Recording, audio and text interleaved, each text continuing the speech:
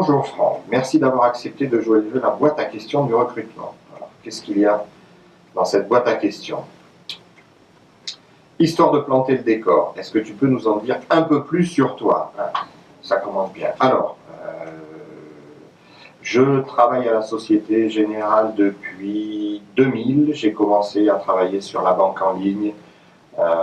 J'ai travaillé pendant à peu près 7 ans pour développer ce qui était le marketing online, l'intégration du web dans les campagnes de communication et le développement de la souscription de produits en ligne. Et puis depuis 7 ans, je travaille sur les sujets autour des RH et du digital. Sinon, à part ça, ça fait... j'ai commencé à travailler dans des agences de communication. J'ai un parcours en agence de com depuis à peu près une dizaine d'années. J'ai passé en agence de com. Et puis à part ça, qu'est-ce que j'aime bien à côté de ça? J'aime beaucoup l'histoire, essentiellement l'histoire du Moyen-Âge. Je passe pas mal de temps, de mon temps libre, à m'intéresser à ça. Et puis sinon, ce que j'aime bien, c'est passer du bon temps aussi avec mes amis et ma famille autour d'une bonne table et d'une bonne bouteille, parce que j'aime bien la bouffe aussi. Voilà. Comment définirais-tu la marque employeur? Alors, il y en a plein de ces définitions, et il y en a plein.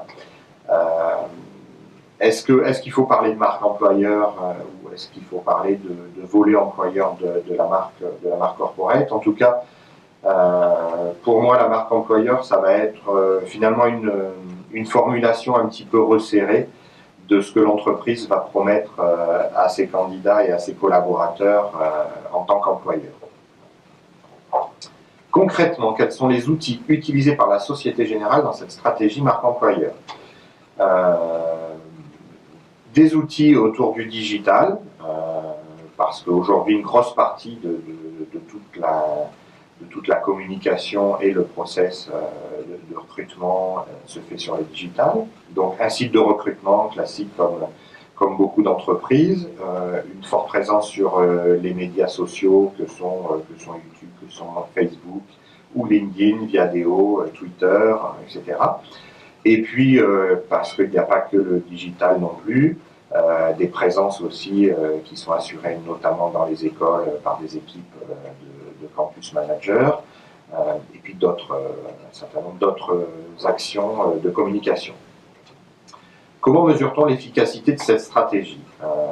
Il y a deux façons de voir la chose. Est-ce qu'on considère que l'objectif il est uniquement lié à des résultats opérationnels, et est-ce que ça nous amène plus de CV? Est-ce que ça diminue le coût du recrutement? Ça, ce sont des éléments qui sont difficiles à estimer et dans lesquels il est difficile d'estimer la contribution des actions de marque employeur.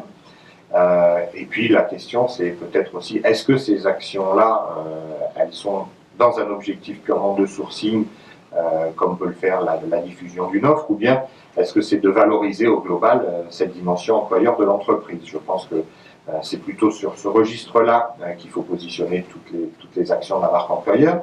Comment ça va s'évaluer? Ça va s'évaluer sur des résultats au niveau des rankings que l'on peut avoir, des palmarès sur lesquels on va être évalué, et puis aussi et surtout des retours que l'on a, qu'ont les équipes qui sont en relation avec les écoles, les campus managers, sur un certain nombre d'initiatives, sur finalement comment ils perçoivent l'entreprise. Est-ce que cette entreprise est plus attractive qu'elle ne l'était avant? Est-ce que ce qu'on leur propose dans cette entreprise, d'abord ils le retiennent, et puis ensuite, est-ce que ça les séduit? Dans les 5 prochaines années, comment vois-tu évoluer les fonctions comme celles que tu occupes? C'est assez difficile d'imaginer comment cette fonction va évoluer dans les 5 prochaines années, pour plusieurs raisons. D'abord parce qu'on voit bien que cette activité qui est à la croisée de la communication, du marketing, des ressources humaines, est fortement et très fortement impactée par ce qui se passe autour du digital, par les transformations qu'il y a dans les entreprises autour des usages qui sont modifiés par le digital, par les comportements des clients comme des candidats. Donc ça, c'est un premier élément. Le second élément, c'est que On voit aujourd'hui que ces sujets-là sont en train de déborder la sphère purement RH. L'emploi, c'est depuis quelques années un sujet sensible. Ça va le devenir encore plus parce que les prévisions économiques ne sont pas particulièrement optimistes. Donc ce sujet de l'emploi va rester crucial et je pense que les entreprises vont être de plus en plus attendues sur leur contribution à l'emploi, leur contribution à la formation, leur contribution à l'insertion et qu'elles seront certainement aussi beaucoup jugées par leurs clients sur ces aspects-là. Du côté des collaborateurs, je pense qu'il y a aussi des attentes qui ont commencé à évoluer dans ce qu'ils attendent de leur entreprise, qu'ils attendent de leur manager, et qu'on n'est encore qu'au début de ces évolutions. Difficile d'estimer comment cette fonction va évoluer. En tout cas, elle va sûrement prendre de plus en plus de poids dans l'entreprise.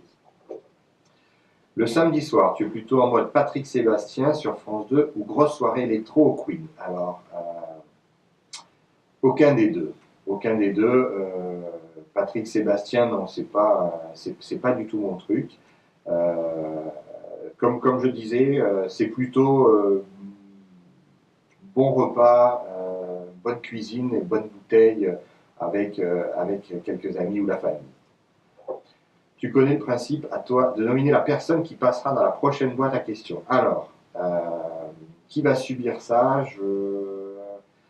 Bien, je proposerais bien ça à Olivier Fécherolles de Viadeo. Olivier, désolé de te mettre dans cette situation embarrassante. Voilà. Merci Pierre Gaël pour l'initiative. Bravo. À bientôt.